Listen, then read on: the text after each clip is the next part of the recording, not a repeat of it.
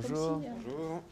J'ai avant tout vraiment aimé moi le projet du livre audio solidaire, c'est-à-dire de prendre un roman, d'organiser une chaîne vocale avec voyants et malvoyants, enfin tous ensemble réunis pour lire un texte. C'est par cet intermédiaire-là que j'ai rencontré les gens de l'association et que j'ai pu découvrir la médiathèque. C'est vrai que c'est émouvant quand même de se promener dans cette médiathèque quand on n'est pas forcément conscient du quotidien, voilà, de ce monde-là. C'est intéressant de pouvoir échanger. La médiathèque a pour vocation de faciliter l'accès des personnes déficientes visuelles à la culture et plus précisément à la lecture. Ça leur permet de disposer de livres sonores pour une grosse majorité de nos emprunts, de livres en braille également, ainsi que de livres en gros caractères, de partitions en braille et de films en audio-description. On va dire que ça pallie à l'une des plus grosses difficultés que rencontrent les personnes déficientes visuelles, à savoir la difficulté d'accéder à des documents écrits. On travaille au niveau national, c'est-à-dire que la plus grosse part de nos prêts se fait par correspondance, je dirais 80%. Donc c'est l'un des premiers services auxquels on a droit, c'est l'envoi chez soi de documents disponibles dans la médiathèque. Nous sommes représentés au niveau national non seulement par l'envoi à distance, mais également par des comités de l'association Valentin UI qui disposent eux-mêmes de bibliothèques sonores qu'ils mettent à disposition des personnes déficientes visuelles de manière plus locale. La médiathèque est accessible gratuitement, y compris par correspondance, à toutes les personnes qui disposent effectivement d'une carte d'invalidité à 80% et plus.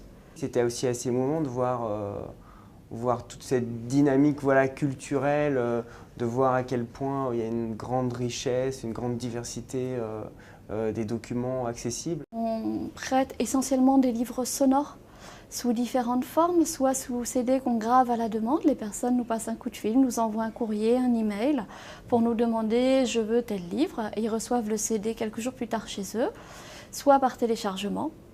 Et c'est cette dernière solution qu'on envisage de mettre en avant dans l'avenir. J'ai été assez surpris de voir aussi les ordinateurs avec les possibilités de scanner, d'être très précis aussi sur la vision qu'on voulait avoir du texte, pouvoir surfer sur Internet aussi.